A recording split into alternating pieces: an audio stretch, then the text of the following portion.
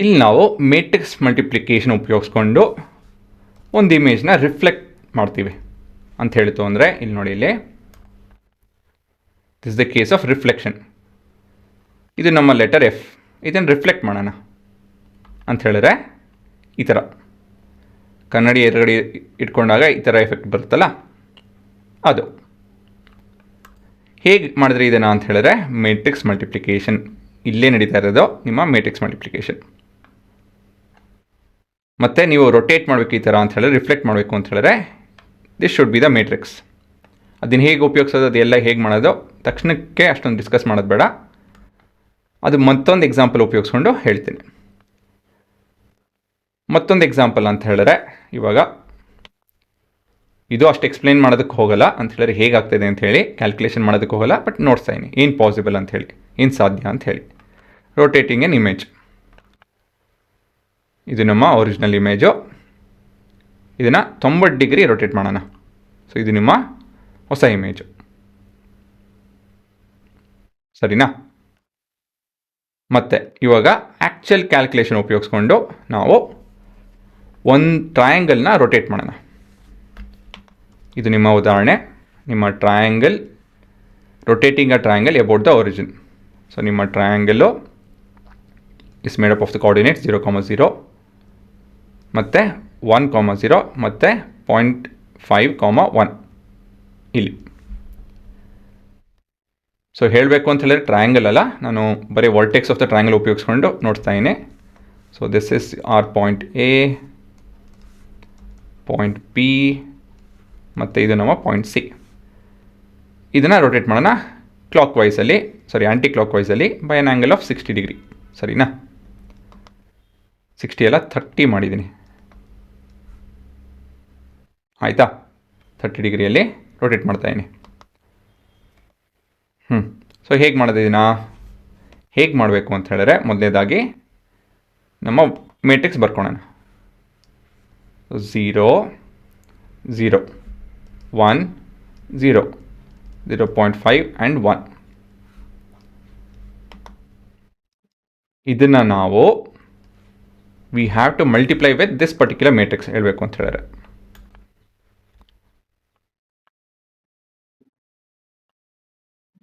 ಇದೆಲ್ಲ ಟ್ರಾನ್ಸ್ಪೋಸೇಷನ್ ಅಂತ ಹೇಳಿ ಅದು ನಿಮ್ಗೆ ಹೇಳ್ಕೊಟ್ಟಿಲ್ಲ, ಅದಕ್ಕೆ ತಕ್ಷಣಕ್ಕೆ ಬೇಡ. ಹಾಂ, ಈ ಪರ್ಟಿಕ್ಯುಲರ್ ಮೇಟ್ರಿಕ್ಸ್ ಜೊತೆ ಮಲ್ಟಿಪ್ಲೈ ಮಾಡ್ತಾಯಿದ್ದೀವಿ. Cos theta sine theta minus sine theta cos theta, ಸರಿನಾ? So cos of theta sine theta minus sine theta ಮತ್ತು ಕಾಸ್ ಥೀಟಾ. ಇವಾಗ ನಾವು ಥೀಟಾನ ಒಂದು 3 ಡಿಗ್ರಿ ತೊಗೊಳೋಣ. So will rotate it by 30 degree ಕ್ಲಾಕ್ ವೈಸಲ್ಲೂ, ಹಾಗಾಗಿ ಪಾಸಿಟಿವ್ ವ್ಯಾಲ್ಯೂ. ಸೊ ಕಾಸ್ 30 ಏನಾಗುತ್ತೆ, √3/2, 0.87, ಇದು 0.5 ಮತ್ತಿದು ಮೈನಸ್ 0.5 ಮತ್ತಿದು 0.87 ಅಲ್ವಾ? ಇವಾಗ ನಿಮ್ಮ ಮೊದಲೇ ಮೇಟ್ರಿಕ್ಸು 0, 0, 1 ಅಲ್ಲ, 1 ಮತ್ತು 0.5, 0, 1. It's multiplying 0.87, 0.5 minus 0.5, 0.87. ನಿಮ್ಮ ರಿಸಲ್ಟಿಂಗ್ ಮೇಟ್ರಿಕ್ಸ್ ಹೇಗೆ ಕಾಣುತ್ತೆ? ಇದರಲ್ಲಿ 3 ರೋ ಇದೆ, 2 ಕಾಲಮು, 2 ಕಾಲಮು, 2 ರೋ. ಹಾಗಾಗಿ ನಿಮ್ಮ ರಿಸಲ್ಟಿಂಗ್ ಮೇಟ್ರಿಕ್ಸಲ್ಲಿ 3 ರೋ 2 ಕಾಲಮ್ ಬರುತ್ತೆ ಅಲ್ವಾ? ವ್ಯಾಲ್ಯೂಸ್ ಹೇಗೆ? ಸೊ C11 ಮೊದಲನೇ ರೋ ಮೊದಲೇ ಕಾಲಮ್, ಸೊ C11 ಮೊದಲನೇ ರೋ ಮೊದಲೇ ಕಾಲಮು 0 × 0, ಇದೆಲ್ಲ ಪೂರ 0 ಬರುತ್ತೆ ಅಷ್ಟೇ. C12 ಇದು, ಸೊ ಇಲ್ಲಿ ಬರೆದು ಬಿಡ್ತೀನಿ ನೋಡಿ. So this is C11, C12, C21, C23, C22, second row, third row, first column, third row first column, third row second column. ಹಾಂ, ಇವಾಗ ಆ್ಯಕ್ಚುಯಲ್ ಕ್ಯಾಲ್ಕುಲೇಷನ್ ಮಾಡಿ ನೋಡಿಸ್ತೀನಿ. ಸೊ 0 ಮತ್ತು ನಿಮ್ಮ ಸೆಕೆಂಡ್ ರೋ 0ನೇ ಬರುತ್ತೆ ಅಲ್ವಾ? ಮತ್ತು ಮುಂದಿಂದು 1 ಮತ್ತು ಇದು, ಸೊ 0.87 ಬರುತ್ತೆ. ಎರಡನೇ ರೋ ಎರಡನೇ ಕಾಲಮು 0.5 ಬರುತ್ತೆ ಅಲ್ವಾ. ಮತ್ತು ನೆಕ್ಸ್ಟು ಮೂರನೇ ರೋ ಮೊದಲನೇ ಕಾಲಮು. ಸೊ ಮೂರನೇ ರೋ ಮೊದಲನೇ ಕಾಲಮು. ಸೊ ಇದೆಷ್ಟು ಬರ್ತಿದೋ 0.5 ಇಂಟು 0.87 ಮೈನಸ್ 0.5. ಏನೋ ತಪ್ಪು ಮಾಡಿದೆ. 0.5 ಹಾಕಲಿಲ್ಲ. 0.5 into 0.87 minus 0.5. This is minus 0.065. Next ಮೂರನೇ ರೋ ಎರಡನೇ column. So we have 0.25 plus 0.87. So this is 1.12. 1.12. This is 0 and 0. So ನಾವು ರೊಟೇಟ್ ಮಾಡಬೇಕು ಅಂತ ಹೇಳಿದ್ರೆ ರೊಟೇಟ್ ಮಾಡಾದ್ಮೇಲೆ ಈ ಮೂರು ಕೋಆರ್ಡಿನೇಟ್ಸು ಈ ರೀತಿಯಲ್ಲಿ ಬದಲಾಗುತ್ತೆ. ಸರಿನಾ? ಇದು ನಿಮ್ಮ ಫಂಡ. ಹಾಂ, ಇದು ನಾವು ಇವಾಗ ಆ್ಯಕ್ಚುಲ್ಲು ಗ್ರಾಫಲ್ಲಿ ನೋಡೋಣ. ಸೊ ಇಲ್ಲಿ ಆ್ಯಂಗಲ್ ನೋಡ್ಬೋದು π/6, that is 180/6, that is 30 degree. ಇದು ನಿಮ್ಮ ಎರಡನೆಯ ಮ್ಯಾಟ್ರಿಕ್ಸ್. ಸೊ ಇಲ್ಲಿ ನೋಡ್ಬೋದು, ಇಲ್ಲಿ ಆ್ಯಕ್ಚುಲಾಗಿ ಮ್ಯಾಟ್ರಿಕ್ಸ್ ಮಲ್ಟಿಪ್ಲಿಕೇಶನ್ ಆಗ್ತದೆ ಮತ್ತು ಉತ್ತರನ ನಾನು ಪ್ರಿಂಟ್ ಮಾಡ್ತಾಯಿದ್ದೀನಿ. ಸರಿನಾ? ಅದು ಹೋಗ್ತಾ ನೋಡ್ತೀನಿ. ಸೊ ಇವಾಗ ಇಲ್ಲಿ ನಮ್ಮ ಗ್ರಾಫು ಬರುತ್ತೆ.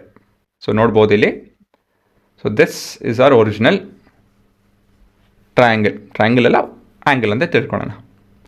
ಸೊ ಇಲ್ಲಿ ನಾನು ಸ್ಕ್ರೋಲ್ ಮಾಡ್ತು ಅಂತ ಹೇಳಿದ್ರೆ, ಇದ್ರ ಮೇಲೆ ನಾನು ಪಾಯಿಂಟ್ ಮಾಡ್ತು ಅಂದರೆ ಇಲ್ಲಿ ನಮ್ಮ ಕೋಆರ್ಡಿನೇಟ್ಸ್ ಕಾಣುತ್ತೆ ನೋಡಿ. ಇಲ್ಲಿ ಅಪ್ರಾಕ್ಸಿಮೇಟಾಗಿ 0 0, ಇದು 1 ಮತ್ತು 0, ಇದು 0.5 ಮತ್ತು 0. ಕರೆಕ್ಟಾ? ಇವಾಗ ರೊಟೇಟ್ ಮಾಡಿದಾಗ ಇಲ್ಲಿ ವ್ಯಾಲ್ಯೂಸ್ ನೋಡಿ, ಇಲ್ಲಿ ಏನು ಬರ್ತಾಯಿದೆ, ಇಲ್ಲಿ 0.87, 0.5 ಅಪ್ರಾಕ್ಸಿಮೇಟಾಗಿ.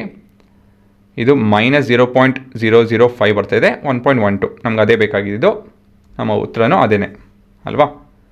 ಸೊ ಅದೇ ಉತ್ತರ ನಾವು ಕರೆಕ್ಟಾಗಿ ಆ ಪಾಯಿಂಟ್, ಆ ಡಾಟ್ಸ್ ಇದೆಯಲ್ಲ, ಅದು ಸೆಂಟರು ಇಲ್ಲಿದೆ ನೋಡಿ. ಸೊ ದಿಸ್ ಆರ್ ದೋ ಸೆಟ್ ಆಫ್ ವ್ಯಾಲ್ಯೂಸ್. 0 0 ಅದೇ ವ್ಯಾಲ್ಯೂ ಬರ್ತಾಯಿದೆ ಇಲ್ಲೂ ಕೂಡ ನಾನು. ಗೊತ್ತಾಯ್ತಾ? ಸೊ ಈ ರೀತಿಯಲ್ಲಿ ನಾವು ಒಂದು ಇಮೇಜ್ನ ರೊಟೇಟ್ ಮಾಡ್ಬೋದು. ಮತ್ತೊಂದು ಕೇಸ್ ಇದೆ, will rotate and scale it. ಮೂರನೇ case, will rotate and scale it. Rotate ಅದೇ ಥರ ಇಷ್ಟೇ ಇಡೋಣ. ಸೊ ವೆರಿಫೈ ಮಾಡೋಕ್ಕೆ ಸರಿ ಹೋಗುತ್ತೆ. ರೊಟೇಷನ್ ಅಷ್ಟೇ ಇಡೋಣ 30 ಡಿಗ್ರಿ. ಸ್ಕೇಲು 0.5 ಅಂತ ಹೇಳಿದ್ರೆ ಕಟ್ಟಿಂಗ್ ಬೈ ಹಾಫ್. ಸೊ ಇಲ್ಲಿ ನೋಡಿ, ಇಲ್ಲಿ ಇವಾಗ ಮುಂದಿನ ಪ್ರೋಗ್ರಾಮು ಇಲ್ಲಿ ಸ್ಕೇಲ್ ಫ್ಯಾಕ್ಟರ್ ಅಂತ ಹೇಳಿ 0.5 ತೊಗೊತಾ ಇದೀನಿ. ಅದೇ ಸೆಟ್ ಆಫ್ ರೊಟೇಷನ್ನು ಆಯಿತಾ. ಸೊ ಬೇಸಿಕಲಿ ಇಲ್ಲಿ ನಾವು ಏನು ಮಾಡ್ತಾಯಿದ್ದೀವಿ ಅಂತ ಹೇಳಿದ್ರೆ, vector A times of 0.5 into vector this trigonometric functions. So T ಅಂತ ತೊಗೊತೀನಿ. ಆ್ಯಕ್ಚುಲಿ ಇದು ಟ್ರಯಾಂಗಲ್, ಇದು ವೆಕ್ಟರ್ ಟಿ ಅಂತ ತೊಗೊಬೇಕು. ಇದು ರೊಟೇಷನ್ ಮ್ಯಾಟ್ರಿಕ್ಸ್ ಇದು. ಸೊ ಇದನ್ನು ಟಿ ಅಂತ ತೊಗೊತಾ ಇದೀನಿ. ಇದು ನಿಮ್ಮ ರೊಟೇಷನಲ್ ಮ್ಯಾಟ್ರಿಕ್ಸ್ ಆರ್. ಹಾಂ, ಸೊ ಬೇಸಿಕಲಿ ಇದನ್ನು ಮಾಡ್ತಾಯಿದ್ದೀವಿ ನಾವು. ರೊಟೇಷನಲ್ ಎಫೆಕ್ಟ್ ಅದೇ ಇರಬೇಕು, ಬಟ್ ಸ್ಕೇಲಿಂಗು ಅಂತ ಹೇಳಿದ್ರೆ ಪುಟ್ಟದಾಗಬೇಕು. ಸ್ಕೇಲಿಂಗ್ ಅಂತ ಹೇಳಿದ್ರೆ we are reducing it. So ಇಲ್ಲಿ ನೋಡಿ, ಇದು ನಮ್ಮ ಉತ್ತರ. ನಮ್ಮ ಒರಿಜಿನಲ್ ಗ್ರಾಫ್ ಇದು ನಮ್ಮ ಹೊಸ ಗ್ರಾಫು. ಒರಿಜಿನಲ್ ಗ್ರಾಫು, ಹೊಸ ಗ್ರಾಫು. ರೊಟೇಷನ್ ಅದೇ ಥರ ಇದೆ, ಆದರೆ ಸ್ಕೇಲ್ ಆಗಿದೆ ಅಂತ ಹೇಳಿದ್ರೆ ಪುಟ್ಟದಾಯಿತು. ಸೊ ಈ ರೀತಿಯಲ್ಲಿ ನಾವು ಒಂದು ಇಮೇಜ್ನ ದೊಡ್ಡದು ಮಾಡ್ಬೋದು, ಪುಟ್ಟದು ಮಾಡ್ಬೋದು, ಮತ್ತು ರೊಟೇಟ್ ಮಾಡ್ಬೋದು, ಟ್ರಾನ್ಸ್ಪೋಸ್ ಮಾಡ್ಬೋದು, ಏನೇನೋ ಬರುತ್ತೆ ಇದರಲ್ಲಿ. ಬಟ್ ಇದು ನಿಮ್ಮ ಫಂಡಮೆಂಟಲ್ಸ್. ಇದೇ ರೀತಿಯಲ್ಲಿ ನೀವು ಕೂಡ ಬೇರೆ ಬೇರೆ ವ್ಯಾಲ್ಯೂಸ್ ಹಾಕ್ಕೊಂಡು ಟ್ರೈ ಮಾಡಿ, ನೀವೇ ಸ್ವಂತ ಕ್ಯಾಲ್ಕುಲೇಟ್ ಮಾಡಿ. ಇದನ್ನು ಮಾಡ್ತು ಅಂತ ಹೇಳಿದ್ರೆ ನಿಮಗೆ ಪ್ರಿಟಿ ಮಚ್ ಮ್ಯಾಟ್ರಿಕ್ಸ್ ಮಲ್ಟಿಪ್ಲಿಕೇಶನ್ ಆದಂಗೆನೇ. ಸೊ ಈ ಒಂದು ಎಕ್ಸಾಂಪಲಲ್ಲಿ ನೀವೇ ಒಂದು ಸ್ವಂತ ವ್ಯಾಲ್ಯೂಸ್ ತೊಗೊಂಡು ಕ್ಯಾಲ್ಕುಲೇಟ್ ಮಾಡಿ ವೆರಿಫೈ ಮಾಡ್ಕೊಳ್ಳಿ. Run the code on your own.